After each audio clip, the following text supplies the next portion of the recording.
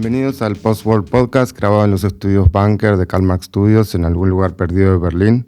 Yo soy Pablo de Negri, su anfitrión, y hoy nos visita el artista digital y diseñador industrial Lucas Gutiérrez. Lucas, gracias por estar acá. Gracias por invitarme.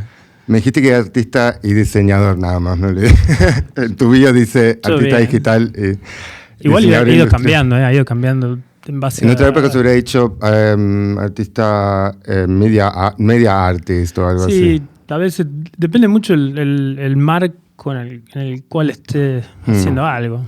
Hay veces que no depende mucho de mi formación a veces, sino de cómo va sucediendo las cosas que hago. Y vos, además, justamente todo lo que trabajás tienen que ver con elementos que no pertenecían al reino del arte anteriormente, o que pertenecían más al universo del videogame o del diseño, pero separado de lo artístico. Y vos te dedicás a un montón de esas cosas que tienen que ver con los nuevos elementos incorporados al mundo del arte en el sentido de tecnología, sobre todo. Pero bueno, antes de hablar de eso, me gustaría ir un poco al origen. Con artistas como vos, nunca sé si preguntar cuál fue el primer contacto con el arte o cuál fue el primer contacto con las computadoras. No sé dónde vos ubicás o cómo te lo pensás para vos, una referencia primaria que hayas tenido que sientas que hasta el día de hoy tiene que ver con lo que trabajás, no sé si a nivel tema, a nivel de tecnologías, alguna inspiración que sientas que hayas tenido que sea algo que hayas seguido desarrollando hasta el día de hoy. Sí, siempre intento identificar cuál fue el momento en el que me empujó. Creo que en todos estos últimos años también hubo algo que me impulsaba, sea la herramienta que haya estado usando o la técnica que me haya interesado practicar. Creo que cuando estaba en la escuela primaria, de alguna u otra manera, había escuchado que un vecino X de mi escuela donde iba era una imprenta y tenían una computadora ahí, entonces como que de alguna manera era una atención o una necesidad o una curiosidad. Pero por otro lado también mi abuelo estaba horas y horas dentro de un taller, orfebre, y había cosas en donde yo por ahí todavía no asimilaba si eran las mismas herramientas o no, o cuánto tiempo se podía llegar a pasar en una sala haciendo lo mismo y demás. Entonces como que por ahí ese paralelismo entre lo digital y lo súper análogo y manual, de alguna manera creo que ahora, quizás yendo un poco más adelante, lo que hago, que es lo que mencionaste en las primeras palabras, hay una especie de textura o cristalización de lo material que dentro de lo que yo utilizo en las máquinas o la computadora es esa combinación de los dos. La computación, bueno, llegó a través de la escuela. Mi tío también era un profesor de informática, lo que se había denominado. ¿Sos argentino de Catamarca? De Catamarca, sí, del interior. ¿Y cómo era cuando eras chico en Catamarca con el tema del acceso a la había tecnología en general? No había. Creo que, bueno, recuerdo muy bien mi primera semana de internet. Claro, no te olvidas nunca. Claro, no me olvido nunca. Sé muy bien cuánto tardé en descargar un videoclip de Gorillaz, creo que fue. Sí, Soulseek. Napster. Sí, era Napster. Sí. Entonces todo estaba ligado a los primeros momentos y por lo general tenía que ver con herramientas que no eran mías, que eran prestadas o del vecino y demás. También pasó con el CD, pero por lo general mi acceso a la tecnología fue un poco demorado en relación a otras partes geográficas de Argentina, como sea Córdoba o Buenos Aires.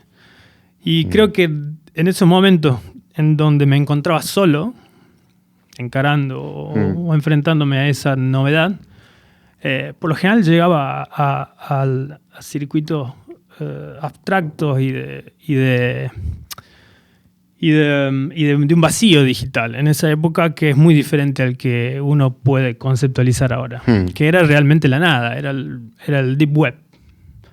Y ese Deep Web en aquel momento tenía que ver con experimentos de artistas. ¿Existía el Deep Web en ese momento? Yo creo que ya era, no sé, en mi cabeza no se hablaba de eso. Porque no estaba regulado. No estaba regulado, no, claro. los primeros buscadores. Entonces ese circuito era muy corto de contenido, pero por lo general era un ping-pong entre contenidos artísticos en carta, en un CD. Entonces, en carta. Claro, en un CD, esa idea esa idea de compactar y encapsular el conocimiento me rompía la cabeza. Entonces, yo tenía la enciclopedia de Tolkien en CD. Okay. Sí, era terrible. Con todas las razas, todos los reinados, la historia de la Tierra Media.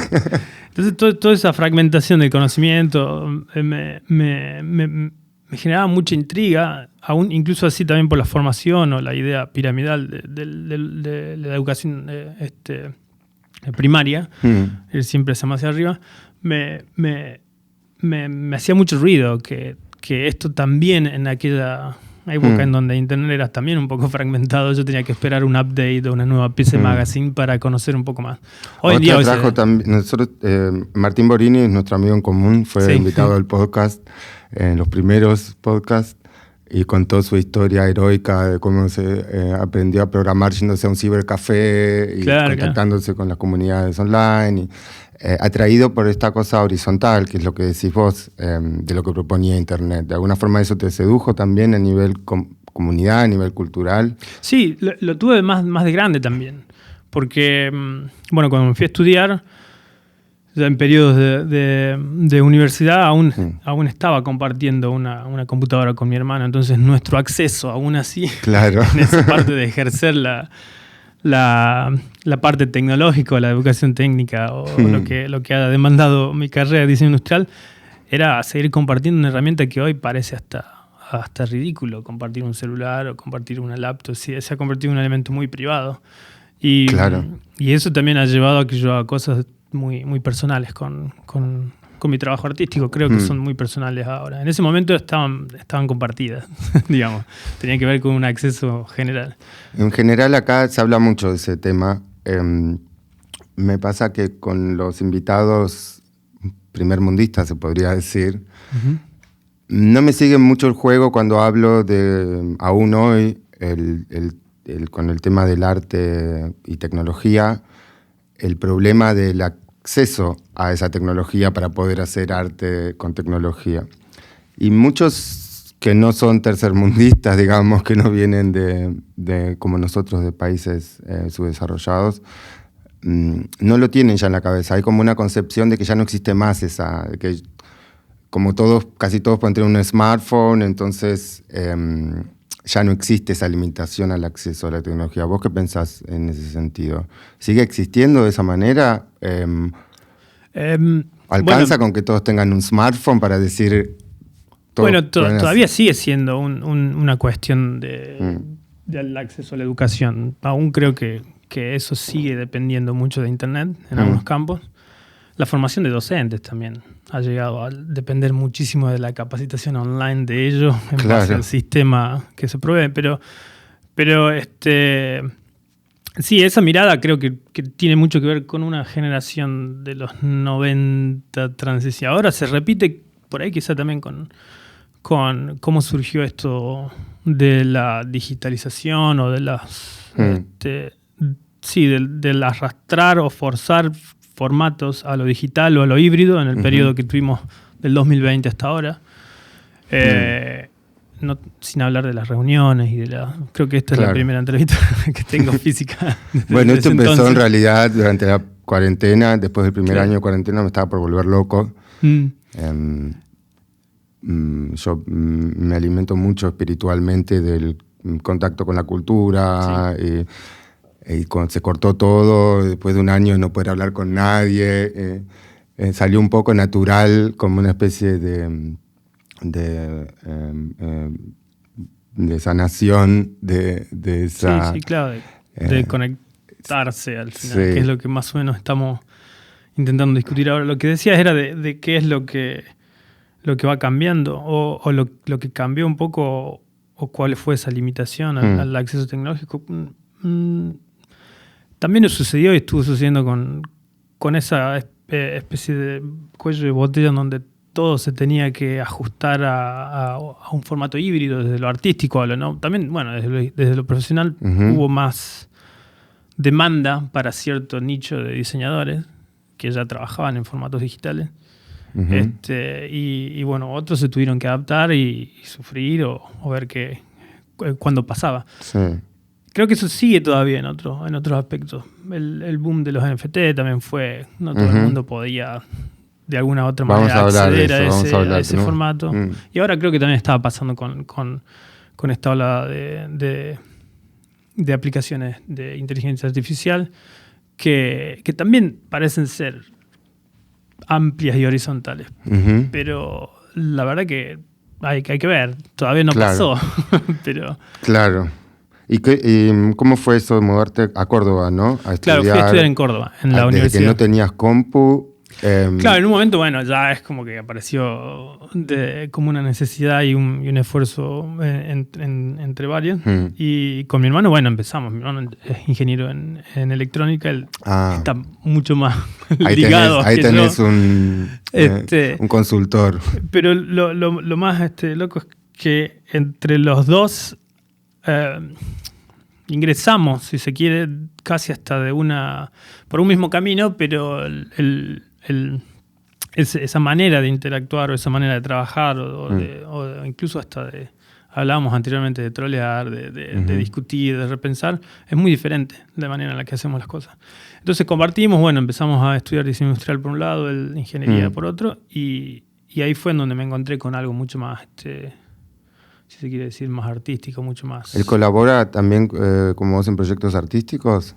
¿Cómo, perdón? ¿Colabora también con vos en proyectos artísticos, tu hermano? No, es como un sueño. Una vez hablé, pero... ¿A una vez le preguntaste algo en su momento creo que le pregunté, sí. En su momento fui a Frankfurt a un festival que se basaba en un lenguaje visual especial. Pero cuando hablamos de lenguajes, hay lenguajes muy diversos en la parte de programación. Entonces como que ahí entendí que estamos en canales completamente diferentes. Pero creo que ingeniería en diseño... se llevan muy bien en algún punto. ¿Y vos con el tema de diseño industrial encontraste de alguna manera una especie de cruce entre esa influencia que tenías de chiquito entre el trabajo manual de tu tío, si no me equivoco? Sí, de mi abuelo. De tu abuelo. Bueno, ahí entendí un poco más digamos, mi formación fue diseño industrial, tenía como un bagaje mucho más histórico, había como una percepción... del diseño europeo, los primeros diseñadores argentinos, tuve como un ingreso mucho más amplio, pero la mayoría de mis trabajos prácticos, digamos, siempre terminaban siendo con algo que de alguna manera era mi ciudad, o era algo que en mi ciudad no podía entender o que estaba ligado a la práctica artesanal y a la serie. No manual quizás, pero digo, esta relación entre el diseño digital y con la finalidad de un objeto material, sí. ¿No? Creo que por ahí veíamos una de las esculturas que... La estatuilla esa. Claro, que comencé haciendo con una cabeza manual en herramientas de esculpir online y después, bueno, atravesarla en procesos de producción que son muy masivos o no, como puede ser el 3D print, después volverla a escanear, volverla a meter en otro lugar. Era casi hasta manosear digitalmente un elemento que nació en un entorno virtual hasta que lo sienta, y ahí se convertía en algo más tangible. Pero ese uso de las herramientas y por ahí quizá esa parte romántica de querer que parezca hecho a mano es algo también que me seduce practicar a veces.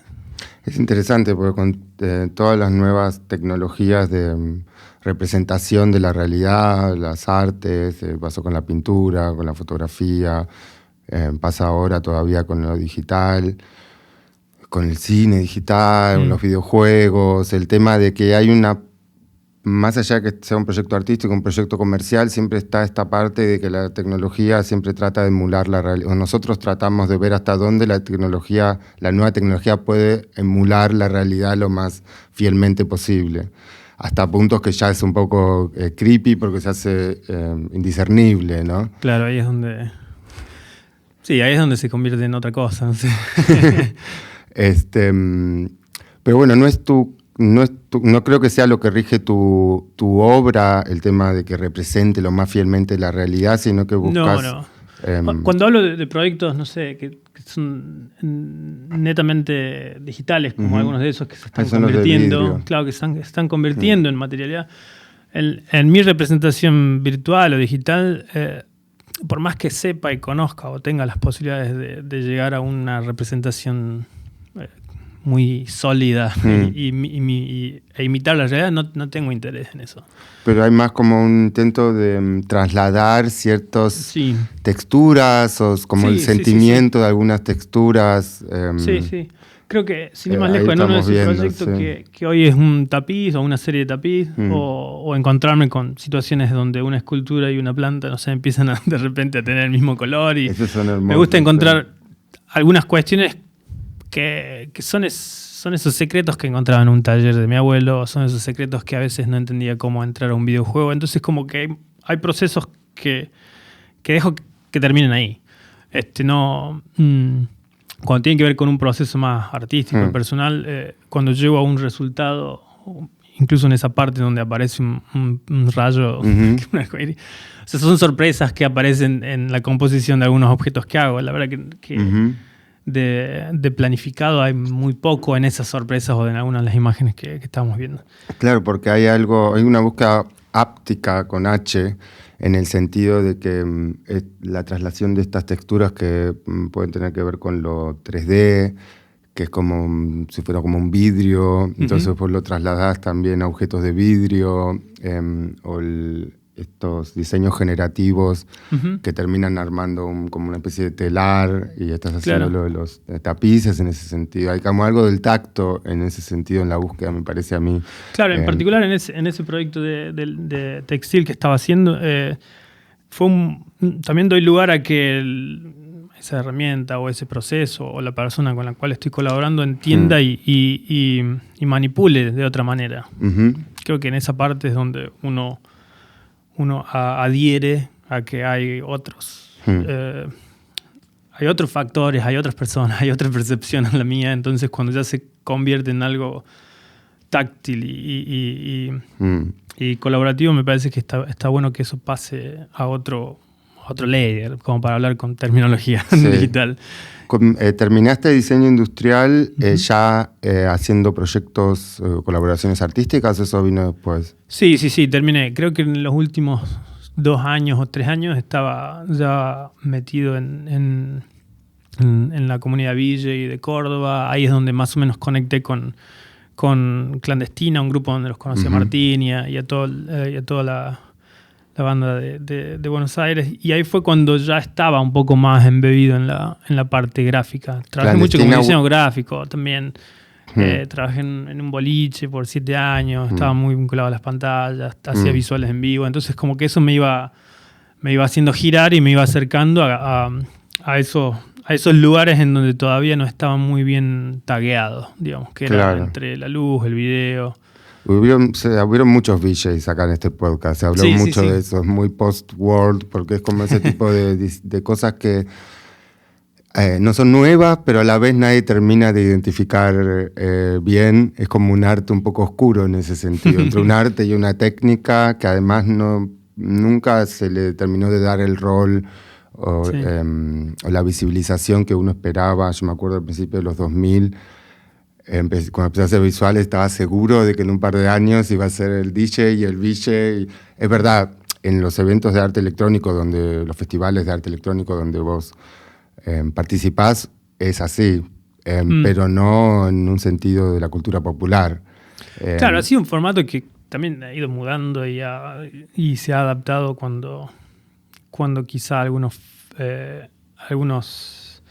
formatos de festivales lo necesitaron, o alguna serie de manifestaciones artísticas han requerido de esa historia. Lo mismo pasó con la parte de los juegos, de las exhibiciones online en ese periodo. Si bien sentíamos que iba a tener una transición y algo iba a quedar atrapado. Esto de los últimos años, decís. Sí, que algo iba a quedar ahí y también iba a generar o iba a destapar otra camada de artistas que estuvieron hace mucho tiempo trabajando en eso, que estaban vinculados con la comunidad gamer y sabían muy bien qué tan rápido va y esto les parecía como estamos aquí hace rato y conocemos las herramientas mejor que otro. Entonces eso creo que con la comunidad VJ, al menos como yo la viví, tuvo más que ver con una cuestión geográfica de acercarme a donde estaban pasando las cosas. Clandestina Weekend Nerd era un grupo de Facebook, si no me equivoco. Creo que comenzó en Yahoo. algo así, y yo me enteré en también Facebook. Promovía esos valores de horizontalidad que hablamos a un principio de Internet a nivel ideológico, y Claro. Compartía conocimiento con todo un montón de cosas relacionadas al video. Muchos links. Links, software. De todo. Tenía esta ideología como de pirata bueno, digamos, y sirvió para muchos nerds en Argentina para ponerse en contacto con actividades, incluso a nivel profesional, y para armar escena, diría varias generaciones ya. Sí, seguro. Ahí lo conociste a Martín Borini, seguramente. Sí, fue a través de ese grupo en donde creo que también en esa época, en el 2011, 10, estaba generándose Panorámica, que ahí es como que fue un espacio en donde todos esos comentarios tenían cara, de alguna otra manera. Y bueno, y así fui avanzando. Tuve que terminar la facultad. Ya en ese momento tuve la posibilidad de viajar por un festival de diseño gráfico, porque estaba muy involucrado en el diseño gráfico en ese momento. Y como siempre, haciendo algo me tiraba o me encontraba con una cosa que no me cerraba, tampoco me tenía que cerrar, pero en ese momento fue lo audiovisual, la creación en vivo y la manipulación de imagen. No que decía soy Ville y punto. Claro, es como que también en ese momento la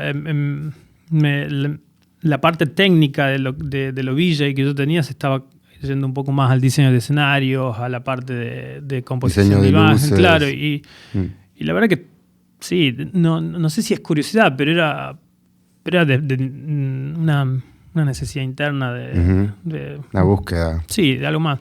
¿Y cómo pasaste a mí me pasó también de trabajar mientras estudiaba en la universidad, de trabajar de hacer visuales en boliche? Me encantaba esa etapa, quería que no termine nunca. Claro que. Vida de estudiante. ¿Cómo pasaste de eso a trabajos más, digamos, como artista, que dijiste, ok, ya esto no es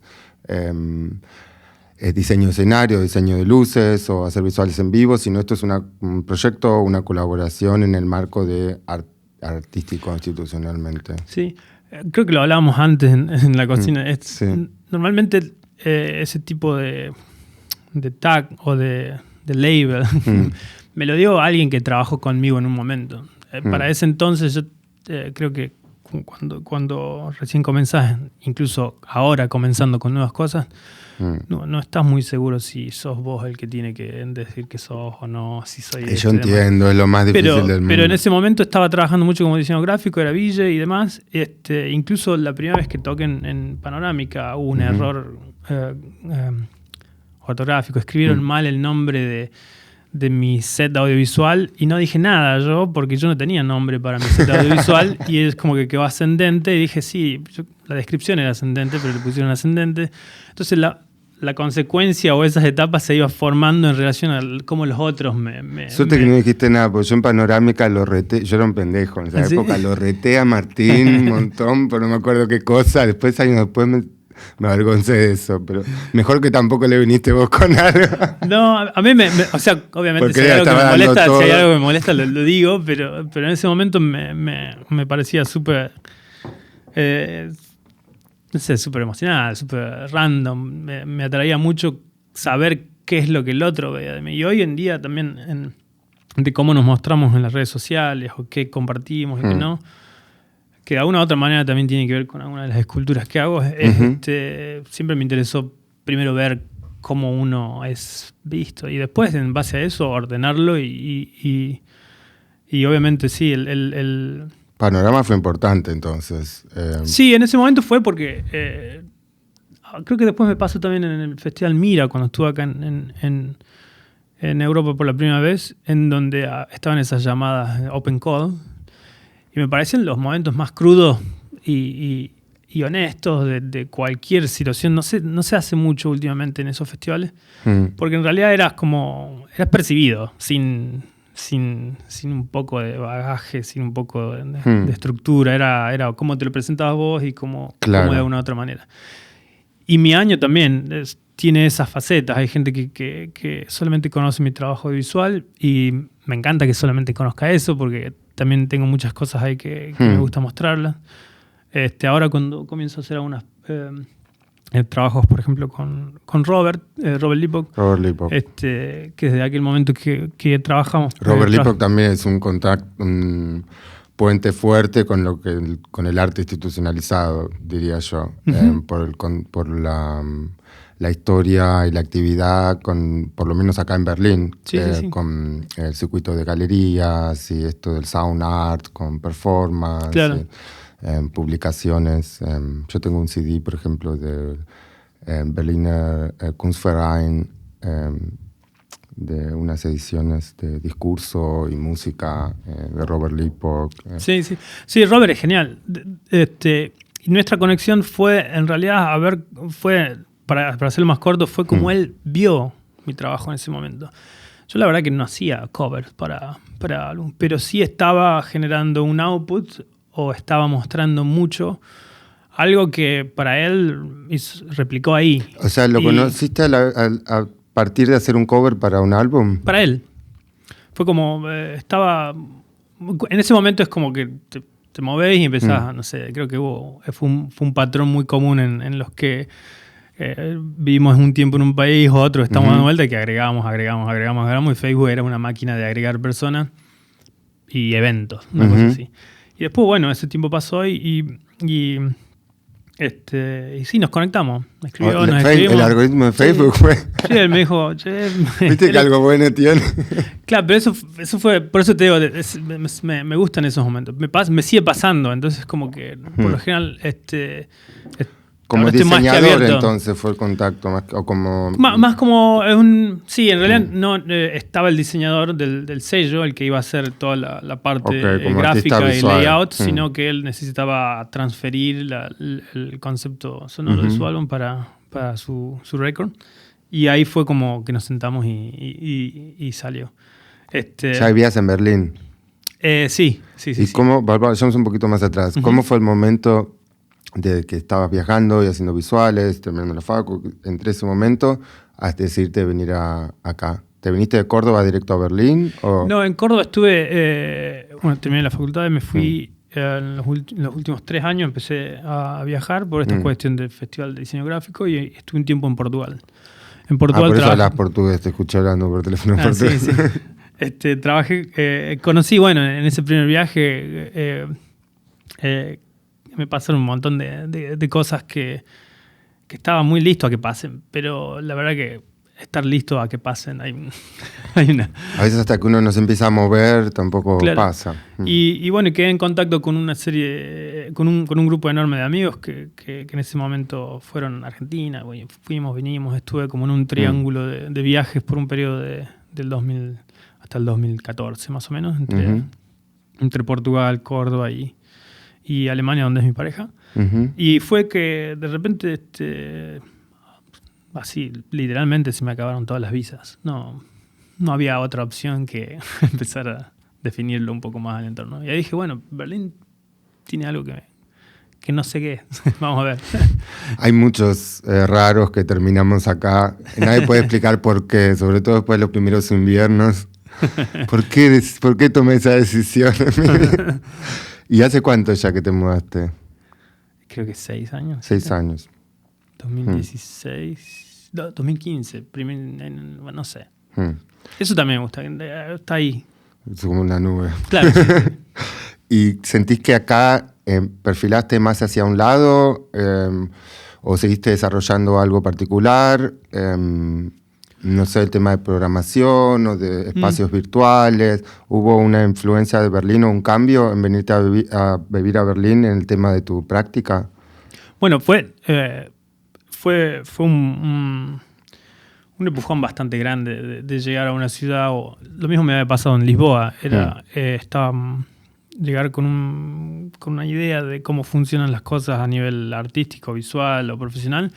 La verdad que nada de lo que tenía en mi cabeza funcionó. Y eso no tan solo giró en términos de ver qué y hacia dónde vamos, sino también repensar mucho en lo que había invertido tiempo para aprender y formarme de nuevo, o lo que ahora es como tu red de trabajo en ese momento, porque la verdad que aplicar, de nuevo, nunca había hecho un currículum para nada, y en ese momento el currículum me lo pedía la embajada, que era como como no entendía mucho ese perfil en donde las cosas funcionaban, pero sí lo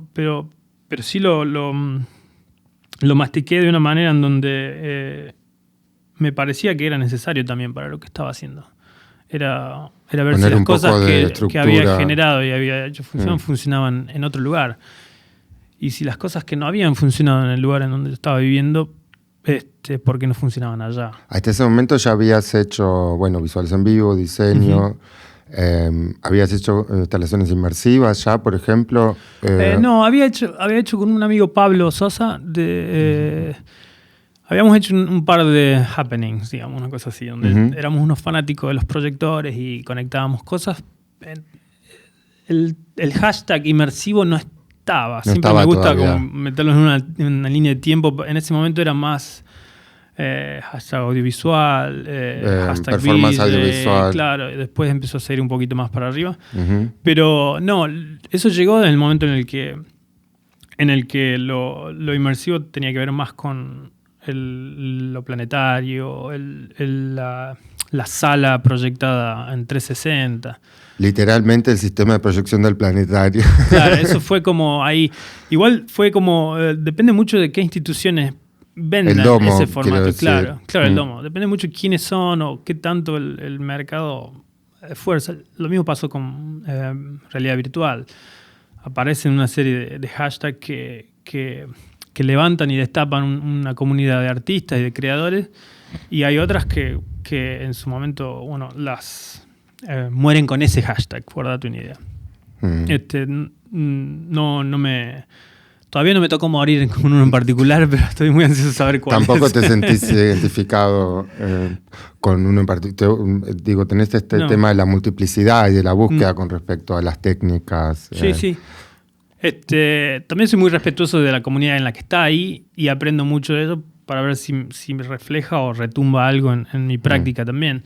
No voy por ahí forzando todo lo que hago. Soy muy interesado en lo que está acá, todo lo que me pide atención un poco. Obviamente lo pruebo, como todo lo que... ¿Pero habías aprendido programación? No, la verdad que no. Ahora estoy aprendiendo un poco más, pero aprendiendo, a ver... Porque varios de tus trabajos uno piensa tenés que ser programador para diseñar un metaverso. Bueno, en ese caso no, la mayoría de mis trabajos no tienen ningún... O sea, no invierto... No tengo una cabeza de programador. La verdad que no sé código. Ahora estoy aprendiendo un poco más con todas estas herramientas de pre-learning y demás. Que es como... Haces más la parte del diseño, digamos. Sí. Por ejemplo, el proyecto ese de CTM. Sí. Ese fue un proyecto que lo desarrollé. Obviamente ahora creo que las herramientas después del 2020 han generado y se han ocupado un poco más de dar un marco de trabajo un poco más accesible para los creadores. Ahora, digamos, el código está más dentro de los Visual Shader o de lo lineal, lo nodal. Hay código detrás. Pero cuando se trata de algo mucho más hardcore, digamos, heavy, yo la verdad que no soy la persona indicada. Aprendí a colaborar con gente que sabe. Creo que es lo fundamental. Pero trasladaste esto, digamos, del diseño de escenario, del diseño de luces, de lo inmersivo, en sentido de estar en un espacio físico y diseñar ese espacio físico alrededor, a diseñar ese espacio virtual como un espacio inmersivo, donde uno se mete. En ese sentido tenés experiencia a nivel de, no sé, las emociones que querés buscar, los efectos que querés buscar a partir de cómo se diseña ese espacio, ¿no? Claro, sí. En ese momento, bueno, era como para rebobinar un poco en de qué es lo que me rompió. Bueno, en ese periodo en donde las cosas no me funcionaban, no es que no funcionaban, las cosas que yo creía que funcionaban acá no eran para acá. Y eso fue como un reordenamiento de cuestiones que pasaban por alimentar tu ego de otra manera, reconocer lo que funcionaba allá, acá sí, lo que no funcionaba allá, acá sí, lo que acá...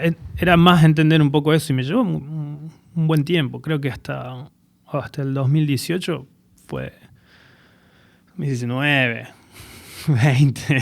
Fue buscar. Era un zigzag interesante incluso de las herramientas que habían quedado obsoletas en su momento y que yo estaba muriendo con ellas en base a lo profesional, sea una suite de Adobe que yo no uso y que el 90% de los trabajos en ese momento que estaba buscando requerían de alguien que hasta tenga la suscripción y yo no la tenía. Claro. Entonces eran muchas cosas. Para trabajar de diseñador 3D, por ejemplo. Claro, o que sepas, no sé, Cinema 4D, y hasta el día de hoy no lo uso. Pero en ese momento no eran una rebeldía, eran una realidad. Era una elección que había hecho antes y que en ese momento no parecía tan en donde estaba no tenía tanto impacto como en el lugar en el que estuve hace un par de años. En donde, bueno, después de eso tuve la posibilidad de enseñar en la universidad y ahí es donde transfería ese tipo de compartía esa sensación de esa estandarización. Das seminarios en la UDK y en la Weissensee, ¿no? Sí. Anualmente o semestralmente me invitan para que asista. De visuales en vivo y spatial motion, graphic and visuals. Sí. Se ha convertido más en una asistencia desde lo artístico, o sea, el compartir la herramienta y el manipular la herramienta, romper la herramienta desde un punto de vista más creativo, porque, como decíamos, no enseño código. Creo que hay mejores y hay otras maneras.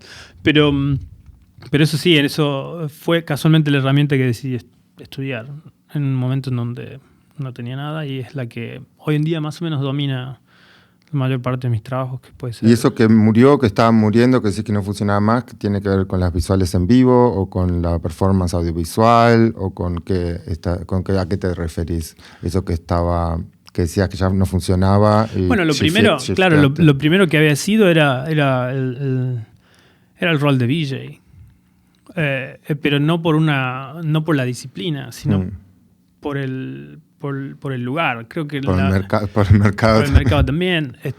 Pero lo más paradójico era que mudarse a Berlín y encontrarse que la escena club es tan masiva y que en su momento casi ninguno, o 2 o 3, han tenido un proyector. No contratan VJs acá en los boliches. Era muy romántico. En ese momento me parecía genial y al mismo tiempo me llenaba el bolsillo de preguntas. Es como, claro. Y creo que eso también pasa, o me ha pasado, o va a pasar con otras etapas en las que tengo, por no decir otras disciplinas, pero sí me he vuelto un poco más cuidadoso en el cómo alguna de los trabajos que tengo sean nativamente obsoletos o no, y hay otros que puedan sobrevivir en diferentes formatos. Que es ese juego que tengo yo, es hasta dónde un proyecto que fue generado virtualmente, hasta dónde va a llegar. Hasta qué punto la historia lo va a matar. Sí. No sé. Pero me parecía eso lo más interesante y cómo camino con eso, qué objetos aparecen y desaparecen y cuáles son los que todavía se sostienen ahí. Shifteaste entonces al tema de programación o de diseñar digitalmente, pero como vos decís, tenés como este impulso de salvar de la obsolencia, no sé si es así, con lo transmedial, digamos, que una idea se traslade de diferentes medios. El tema de los tapices, por ejemplo, como una forma de materializar algo que no quede solo en el reino de lo digital. Y por más de que cambian las técnicas, ¿cuál es lo que pensás que sería la linealidad de tu búsqueda a nivel temática? ¿Sentís que hay un tema que sobreviva en tu búsqueda artística más allá de con qué tecnología o qué método fue hecho? Yo leí, por ejemplo, que trabajás con concepto de post-trabajo, antropología de post-trabajo. cuestiones de distopías o de disrupciones de los paradigmas con respecto a la cultura digital. ¿Sentís que hay permanencias con respecto a los temas en lo que vos hacés, más allá de que vaya cambiando la técnica? Bueno, es algo que hasta ahora lo estoy experimentando, ¿no? Estás pensándolo. Sí, no hay un patrón claro ante lo que hago. Me parece que la manera de, ¿cómo se dice?, eyectar, de empujar las cosas que hago a que floten o sobrevivan en otro formato, me genera más como un espejo de lo que voy haciendo. No sé muy bien si tiene que ver con la trascendencia de mi obra o lo aprendido o la linealidad, porque lo veo muy zigzagueado por momentos y a veces creo que no es tan lineal hacia el frente. Creo que es más una cuestión... es medio surtido la caminata. Lo que sí decía al principio es que me parece que siempre hay algo en el fondo que tiene que ver con esa lectura, no sé, regional o geográfica, nostálgica por ahí quizá de dónde vengo. Como en la periferia. Sí. Con respecto a lo tecnológico, decís. Sí, también. Como una distancia. También. No hago, digamos, no tuve la oportunidad de aprender o decidir o la potencia de aprender código, pero de alguna u otra manera las cosas que hago son percibidas como bastante complejas por aquel. Y eso me parece que ya refleja, no sé, un mini step, no sé. Un logro que la verdad que no lo esperaba, no lo hago para conformarme ni mucho menos, pero sí tiene que ver con ver proyectar un espejo del otro lado con lo que hago para ver si efectivamente algo sucede. Es interesante tu estrategia, porque si bien uno no es siempre el más indicado para poder poner en palabras lo que uno hace, tu estrategia de probar, a ver qué se refleja, qué hay de feedback con lo que vos vas haciendo, fue bastante exitosa. Digo, estuviste en un montón de circuitos, en un montón de festivales, o todos los más importantes de arte electrónico, museos del centro, el ZKM, por ejemplo, el Pompidou, Mutex, Sonar, Club Transmedial, etcétera, etcétera, etcétera. Es decir, algo se ve en eso que estás probando, que tiene una identidad. Por más de que vos no estés seguro de cuál es esa identidad, tenés una impresión o una sensación de que cuál sería la sería eso? ¿Qué sería eso? ¿Qué sería eso? ¿Tenés alguna impresión, alguna sensación de qué es lo que está hablando? Si está hablando de la destrucción del mundo o de la... pero puedo compartir algunas experiencias que tuve con gente que trabajé, o amigos, o incluso colegas en los cuales nos cruzamos. Y que de hecho me ha ayudado un poco más en algunos proyectos que no han ido tan bien. No han ido tan bien porque no han sido el lugar ideal para yo volcar algo relativamente... que consideraba nuevo, que yo quería experimentar, sino que estaba en la búsqueda de algo que yo ya tenía. Era como ir es como... y lo logré identificar en una textura en particular de uno de mis trabajos. Como que por ahora sí hablo a nivel gráfico nada más. Sí, me voy a esforzar un poco más en definirlo un poco más. Pero siempre hay como una textura en particular que estoy intentando ver si es una cuestión muy técnica de cómo uso yo el software o si es en la manera en la que aparece, ya sea en ese tapiz o como... digamos. Y también por ahí es una cuestión casi hasta de aquel momento en donde donde yo miraba de espalda a mi papá o a mi abuelo y no me mostraban cómo se terminaba eso. Pasaba, realmente pasaba. Lo que estoy intentando hacer ahora es más o menos eso, no cubrirlo, sino como visibilizar un poco más esa oscuridad que... Claro, a veces tiene que ver con la repetición de algún patrón, a veces tiene que ver con la transferencia de una misma textura, con un normal map, por decirte, si vas a hablar de una composición de objetos 3D. Siempre hay algo que se ha usado aquí, después se ha usado allá, transferirlo, que a veces no resulta ser tan obvio, pero en el macro creo que... Eso más con la técnica, con el color últimamente también. He visto que hay hay un grado de interés en amigos, en colegas que realmente me han demostrado que les gusta ese approach y esa estética.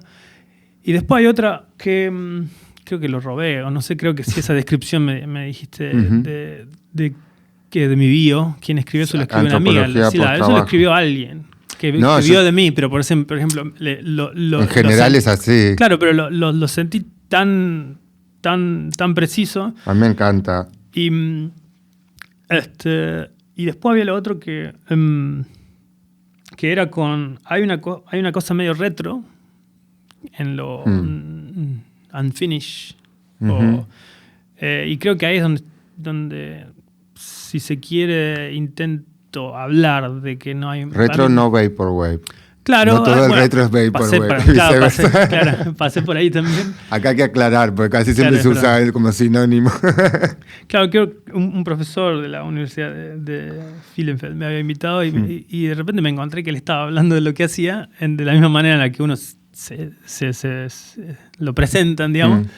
Me había parecido súper importante que hablaba de una cuestión un poco tech y retro del uso de lo... Como nostálgico. Claro, lo uso en lo high-tech. Y creo que en ese momento tenía que ver con reducir el uso de las herramientas, de los conocimientos y enfatizar uno. Era como más o menos identificar qué herramientas son las que más uso, las que están más cerca y reconocerlas y validarlas. Y es ahí en donde me sentí que no estoy dominado por la falta de ellas, sino como que puedo darlos vuelta y usarlos de guante a una media, si quiero. Pero no ha sido una lucha. Y cuando vos diseñás un universo entero, por ejemplo, estos espacios digitales, estas imágenes que no pertenecen a este mundo, pero tienen texturas, o los espacios que se pueden recorrer, si en algún sentido estos universos son reflejo del mundo, ¿qué tipo de mundo sería? ¿Qué tipo de mundo estarían describiendo para vos? ¿Te parece que hay una especie de mensaje, una especie de visión ahí optimista o pesimista sobre el futuro? No sé, veo esta imagen. Los mundos que estoy creando o que han sido identificados como espacios para recorrer virtualmente o físicamente en una sala inmersiva, comparten una textura en particular, ¿no? Como para ser un poco más preciso. Lo que no comparten es un tiempo de creación, en realidad. Hay algunos que tienen que ver mucho más con lo... siempre tiene un lado más poético, es más positivo, para ser honesto. Los momentos en los que han sido creados no necesariamente tienen que ser los más claros y lúcidos del periodo en el que estoy, pero sí tienen una tendencia a reflejar una iluminación, no sé, una cuestión de traslación corporal, sea online, sea espacial. La verdad que no definiría ni tengo un mensaje muy claro de si mi arte es más utópico o no, pero sí creo que, o al menos desde mi lado, hay una tensión mucho más ¿utópico positiva. o distópico? Sí, depende dónde y cómo lo veamos, pero no lo veo tan... Bueno, las esculturas tienen un poco de todo también. Y hay algo sobre el tema de la física real, del universo real, cuando uno diseña un espacio virtual o diseña 3D, tiene que hacer un paralelismo o interpretar cuestiones de física real, del mundo del universo, del espacio. Incluso visualmente muchos de los resultados de ese tipo de trabajos remiten al universo, claro, o a algo microscópico. ¿Solés interesarte por esos temas más científicos? ¿Consumís ese tipo de información así, en general? ¿Es algo que te interese o es un resultado aleatorio? Honestamente, para la mayoría de mis proyectos no hay algún... No es que representan lo que estaba leyendo en ese momento o lo que estaba escuchando. Tienen más momentos divertidos de cómo llegué ahí, o qué estuve haciendo en ese periodo. Pero no suelo alimentarme mucho de fuentes y de cosas. Creo que lo hago todo el tiempo, todo el día, claro, pero no soy muy consciente de las cosas y actúo. De hecho, creo que en un periodo estaba muy, muy distante y no me atraía muchísimo la idea del storyboard, del briefing y demás. Porque, bueno, diseño, ¿no? Hablando de diseño, creo que eso sí lo requiere y eso sí se alimenta y demás, sobre todo cuando trabajas con equipos, pero en la parte en donde yo me sentaba o me aislaba en lo que estaba por crear, por lo general no puedo identificar si hay algo que siempre estuvo ahí. Sí empecé a identificar 4 años atrás que el periodo por lo general arrancaba a las 6 de la tarde. No sé, fue un tiempo en donde a las 6 de la tarde algo pasaba. Y no importaba si era desde las 10 hasta las 6, era como... No lo sé. Y sí, los canales son muy random, la verdad. No podría decirte. Me encantaría decirte, no sé. No sos fan del universo de la astronomía como yo. Me encanta todo. Lo que sí es, creo que no tienen estricta relación con lo mío. Absoluto. Como te había dicho, estoy haciendo como de a poco, inconscientemente, una lista de las cosas que creo que tienen que ver. Una a nivel geográfico, lo otro la idea de lo más sátira, irónico, de cómo juego con los procesos, cómo hago un troleo hacia mi práctica de diseño industrial que no funcionó, cómo creo que el proceso, no sé, la creatividad o el proceso de iluminación llega y si hay un momento en el que lo puedes identificar y te digo son las 6 de la tarde. No sé, estoy como haciendo ejercicios que son más como una broma a identificar esos momentos. Y la verdad que no tengo un lugar a donde voy y sé que están ahí. Sé cuáles son y veo cuando entran, me parece. Interesante esto de que vos empieces a pensar también lo que decís del el rol de lo irónico con respecto a tus proyectos fallidos pasados y cómo eso puede llegar a estar integrado en lo que haces. Ese tipo de juegos y de distancias muchas veces permiten comprender de qué está constituido lo que uno hace. Y para ir cerrando y para hablar del mundo real, digamos, no modelado en 3D, vos personalmente... ¿tenés una sensación, una proyección del futuro utópica o distópica? Vos con respecto a todo, no sé si con respecto al mundo del arte o con respecto al clima, ¿solés pensar en esas cosas de a dónde va todo? Sí, claramente pienso de eso, lo he ampliado un poco más. Creo que desde que me empecé a vivir acá las cosas empiezo a pensar un poquito más largas. Pero por lo general no tenía una proyección a largo plazo. Cuando hablo así de mundo general, sí, creo que siempre voy a tener una mirada mucho más positiva si tengo que definir entre A y B o más y menos. ¿Te ves encerrándote en el mundo virtual en los próximos años? Ponerte el casco y chao. No, pero me veo haciéndolo cuando creo que lo necesite. Para ser un poco más, o para intentar ser un poco más preciso, no me imagino un mundo que vaya a englobar a todos de la manera que yo lo veo. Creo que intento amasar esa visión en base a lo que, al menos cómo creo que yo voy a sumergirme ahí o no. Sí tiene que ver con una cuestión de distancias, no sé, de tiempo de permanencia, de práctica. Pero positivo, no sé. Optimista. ¿No pensás que nos vamos a meter todos en la Matrix? Nos vamos a poner casco, realidad virtual y... Me lo puse 6 meses y creo que también ahí estuve en una. Pero te alejaste un poquito del mundo real ahí. Sí, creo que la posibilidad de entrar y salir es algo que me interesa un poco más que la permanencia en un espacio concreto. Y creo que eso intento hacer en las prácticas o disciplinas que estoy experimentando, entrar y salir. Y de hecho creo que ese tiempo puede ser para siempre dependiendo de con quiénes estés ahí dentro. Al final me parece que tiene mucho que ver con cómo enfrentamos esas cosas con los demás, con uno mismo y otro. Creo que es un patrón, es un camino, no sé cómo explicarlo, que tiene mucho que ver con el tiempo que requiere ese paso. Estoy aquí porque creo que todavía tengo cosas para hacer.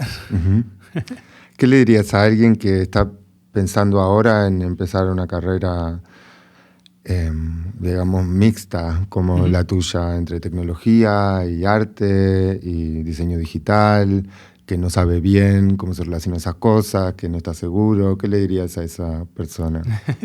Bueno, primero que no se guíe de lo que va a decir, específicamente ahora. Pero seguramente los planes y formatos y sí, las cosas que me funcionan a mí o que le funcionan a otros no significa que le vayan a funcionar a todo el mundo. Por lo tanto, creo que entender un poco los lugares donde hay un espejo para tener tiempo y mirarse y entenderse en esas transiciones es importante. Sí, me parece que la educación sigue siendo fundamental en cualquier periodo de la vida, no solo en el inicial. Y que lo haga, claramente. A estudiar entonces y mirarse en el espejo. De cualquier manera, claro. De cualquier manera. Creo que el momento en el que uno se detiene a pensar, programar, ordenar, creo que es un momento educativo interno que es muy válido y espero que no que nadie se lo pueda privar, no sé. Creo que es algo así. Gracias, Lucas, Gracias por venir. Vamos a dejar en la descripción del video links a tus proyectos, exhibiciones, metaversos, colaboraciones artísticas, performances visuales, etcétera, etcétera. Y bueno, gracias por venir, gracias a todos por escuchar y por ver, y nos vemos en el futuro. Dale, gracias. High five. Si disfrutaron de este episodio, siéntanse libres de dejar un like y subscribe debajo del video. Si quieren ver más, cliquen aquí y no se olviden de seguir al canal.